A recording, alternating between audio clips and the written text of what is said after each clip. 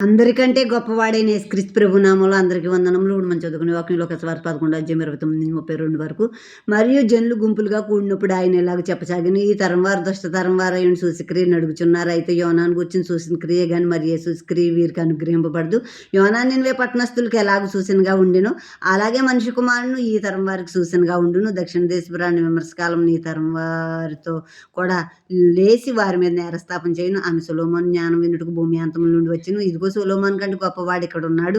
నినివే మనుషులు విమర్శకాలం ఈ తరం వారితో కూడా నిలవబడి వారి మీద నేరస్థాపన చేదురు. వారు యోనా ప్రకటన విని మారుమనసు పొందిరి. ఇదిగో యోనా కంటే గొప్పవాడు ఇక్కడ ఉన్నాడు. ఈ ప్రజలందరూ సూచక్రియ అడుగుతున్నారు యేసుక్రీస్తు ప్రభుని. అడిగినప్పుడు యోనాను గూర్చిన సూచక్రియ తప్ప మరి ఏ సూచక్రియ అనుగ్రహింపబడుతుంది దుష్టతరం వారికి. శోధిస్తూ అడగటం అన్నమాట. సూచక్రియ చూపించు అని శోధించటం అని చెప్పి యేసుక్రీస్తు ప్రభు చెప్పారు. యోనాను గుర్చిన సూచక్రియ ఏంటంటే, యోనాను ఒక మత్స్యం మింగేసింది, చేప మింగేసింది. ఆ చేప కడుపులో 3 రోజులు ఉండిపోయాడు.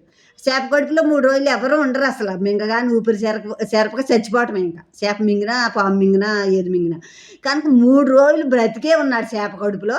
3వ రోజున ప్రార్థన చేసినప్పుడు దేవుడు చేపతో నువ్వు గట్టు మీద కక్కే యోనాని అని చెప్పినప్పుడు యోనాను గట్టు మీద కక్కేసిన చేప.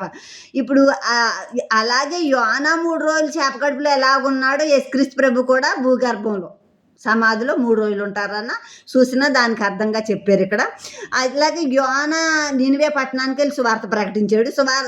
40 రోజుల్లో నాశనం రాబోతుంది మీ పట్టణం మీద కన్నప్పుడు ఆ రాజు విని, ఆ సింహాసనం మీద ఉన్న రాజు, ఆ కిందకి పనిచేసే దాసులు అందరూ కూడా గోనె పట్టా వేసుకుని బూడిద వేసుకుని కన్నీరు విడుస్తూ తిండి మాని నీరు తాగడం మానేసి, అదే అన్నపానములు మానేసి, వాళ్ళ పశువులకి పక్షులకు కూడా ఆహారం పెట్టకుండా అందరూ ఉపవాసం చేసి 3 రోజులు మొర్ర పెట్టుకున్నారు మా దేశాన్ని నశింపజేయొద్దని. కన్నీరు విడిచారు. మొర్ర పెట్టినప్పుడు దేవుడు వాళ్ళని చూసినప్పుడు దేవుడు వాళ్ళకి చేస్తానని కీడు చేయటం మానేనని యోనా గ్రంథంలో ఉంటుంది.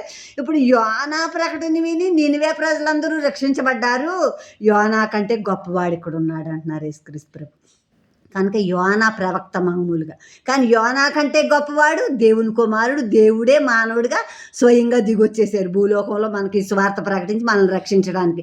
అప్పుడు ఈ నినివే ప్రజలు నిలబడి యేసుక్రీస్తు ప్రభు న్యాయాధిపతిగా 2వ రాకళ్ళు వచ్చినప్పుడు నినివే ప్రజలు నిలబడి, ఇదిగో యోనా ప్రకటన వినే మేము రక్షించబడ్డాం, మరి స్వయంగా దేవుడే భూలోకానికి మానవుడిగా దిగొచ్చి మీకు ఈ రక్షణ స్వార్థ ప్రకటించినప్పుడు మీరు ఎందుకు నమ్మలేదు అని వాళ్ళ ప్రశ్న వేస్తారంట నమ్మని వారిని.